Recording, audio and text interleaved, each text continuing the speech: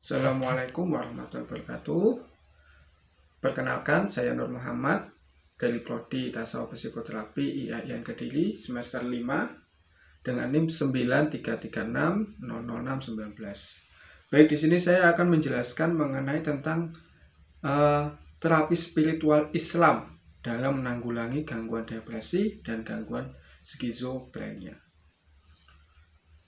Apa sih tentang depresi itu? Depresi adalah suatu keadaan yang berhubungan dengan suasana hati yang dapat diidentifikasi dalam semua aspek perilaku, baik itu afeksi, kognisi, maupun konasi.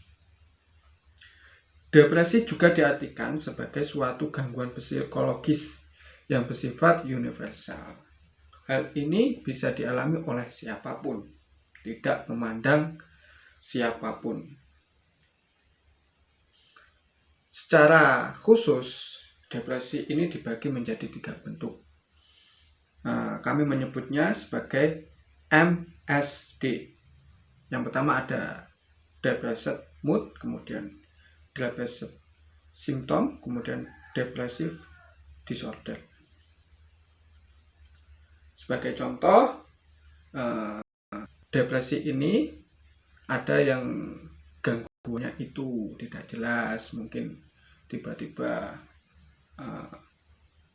mood yang tidak baik.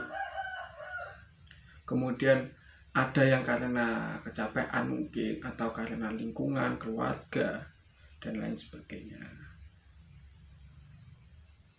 Berkaitan dengan materi ini, Islam mempunyai cara sendiri untuk mengatasi gangguan depresi.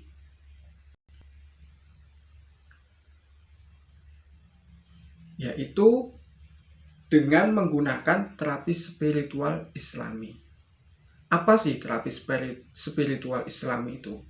Terapi spiritual Islami itu merupakan suatu pengobatan gangguan psikologis yang dilakukan secara sistematis dengan berdasarkan konsep Al-Quran dan As-Sunnah.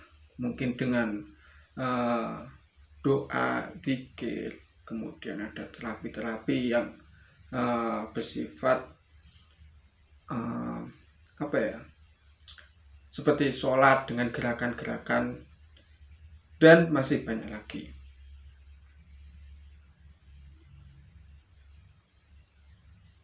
Sasaran yang ditujukan dari terapi spiritual Islami ini, yang pertama adalah kolbu, yaitu manusia. Kolbu itu adalah hati manusia. Kemudian akal. Jadi 2 objek dalam terapi spiritual ini. Yang pertama ada kolbu, kemudian akal. Bagaimana dengan tahapan-tahapan psikoterapi atau terapi spiritual Islam ini? Yang pertama yaitu dengan tahali, kemudian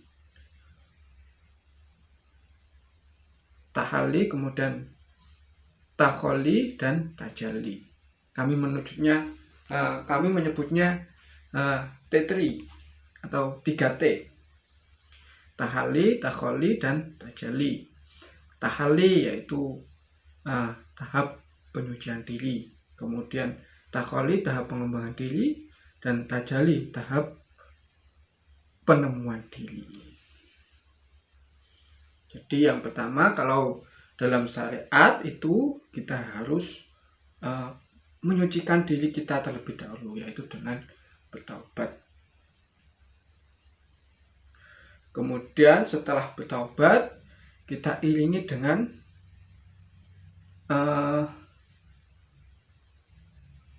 menghiasi diri dengan perbuatan-perbuatan baik, dan lalu adalah tajali, tahap penemuan diri. Kemudian terapi spiritual ini bersifat bagaimana? Terapi spiritual Islami ini bersifat yang pertama fleksibel, kemudian preventif, kuratif, dan rehabilitasi.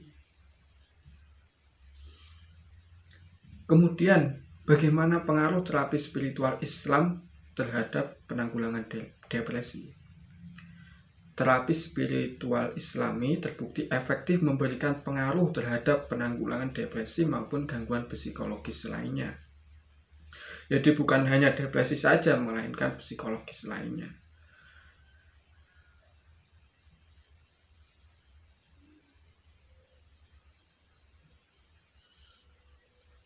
Lanjut ke pembahasan selanjutnya mengenai tentang gangguan skizofrenia. Gangguan skizofrenia ini yaitu gangguan psikiatrik mayor yang ditandai dengan adanya perubahan pada persepsi, pikiran, efek, dan perilaku. Contoh, mungkin seseorang tersebut mengalami seperti ada suara yang masuk padahal orang lain tidak mendengarkannya. Kemudian ada yang berbicara sendiri, tertawa sendiri. Itu termasuk dari contoh gangguan skizofrenia.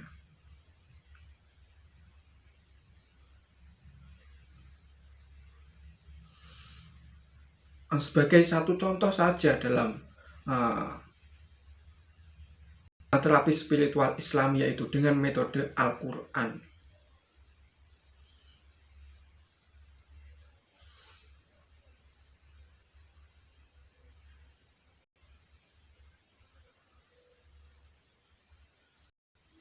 Pendekatan terapi spiritual Al-Quran pada pasien skizofrenia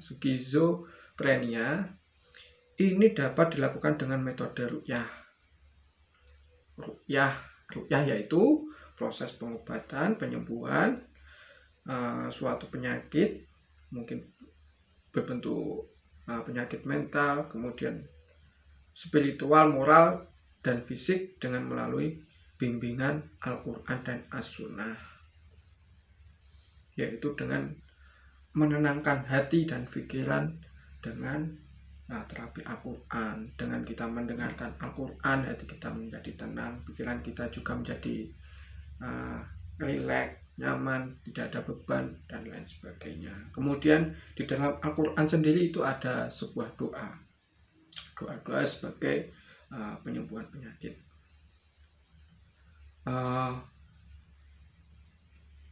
Demikian mengenai bab tentang terapi spiritual Islam dalam menanggulangi gangguan depresi dan skizofrenia.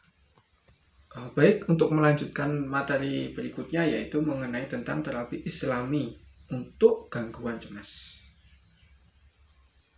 Apa sih gangguan kecemasan itu? Kecemasan merupakan keadaan neurotik yang disertai dengan perubahan intern fisiologis dan berimplikasi pada gerakan eksternnya. Kecemasan memiliki tingkat-tingkat, yaitu ada yang normal, kemudian dan menyimpang. Macam-macam kecemasan ini terbagi menjadi 3. Kami menyebutnya dengan B2 K1.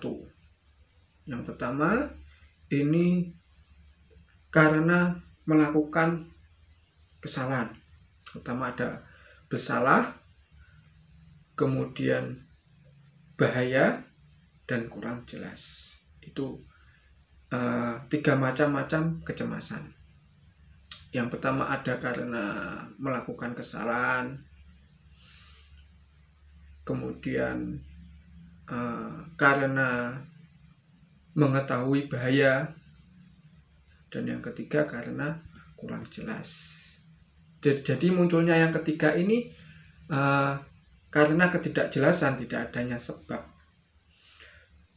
Kemudian bagaimana dengan faktor yang menimbulkan kecemasan? Jadi ini ada 3. Kami menyebutnya dengan HLP. Yang pertama adalah hereditas, L-nya lingkungan, kemudian P-nya itu personal. Jadi ada bawaan, lingkungan, mungkin dari dirinya sendiri. Nah, ini ada faktor dari timbulnya kecemasan.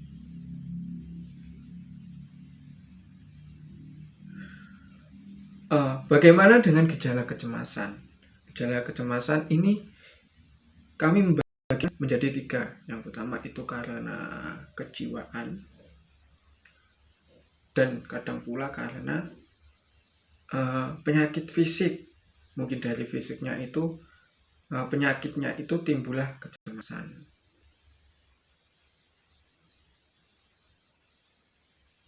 Sebagai contoh, ketika kita sakit tidak sembuh-sembuh, akhirnya kita akan mengalami kecemasan. Mungkin juga karena faktor kejiwaannya terganggu. Ini juga memicu munculnya kecemasan. Kemudian yang kedua, yaitu sulit membedakan secara jelas antara kecemasan alami yang timbul dari penyebab tematik dan juga kecemasan yang timbul karena penyakit tanpa ada penyebab yang jelas. Nah, yang kedua ini sebagai contoh, ketika seseorang tidak mengalami apapun namun tiba-tiba cemas. Nah, ini contohnya yang kedua ini. Jadi munculnya kecemasan itu tidak jelas. Sebagai contoh, orang-orang yang mengalami gangguan penyakit hipertiroid. Nah, itu salah satunya adalah gangguan kecemasannya. Jadi kecemasannya itu sewaktu-waktu, jadi tanpa adanya penyebab. Ketika duduk, ketika sedang sendirian, atau sedang bersama dengan orang lain, tiba-tiba muncul kecemasan. Nah, ini kan kecemasannya kan tidak jelas. Kemudian yang ketiga, yaitu kecemasan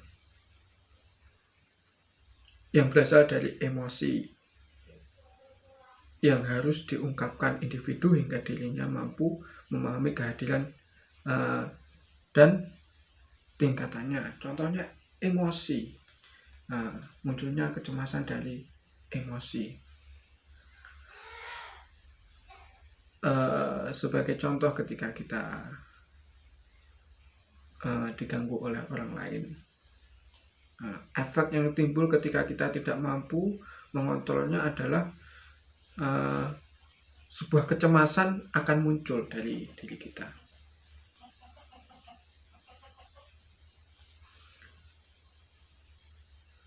Kemudian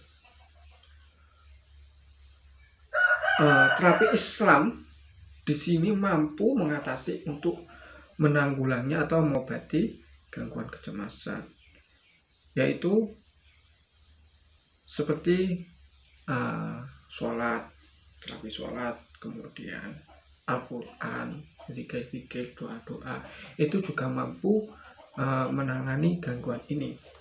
Jadi sebelum gangguan ini ada, Islam itu sudah menyiapkan atau membekali manusia dengan pengobatan terapi Islamiyah ini, yaitu dengan syariat-syariatnya seperti sholat. Jadi sholat itu mampu untuk mengatasi gangguan kecemasan. Melanjutkan mengenai materi, ritual sholat ini memiliki pengaruh yang sangat luar biasa untuk terapi seperti rasa galau. Nah, ini anak pemuda ini biasanya sering galau.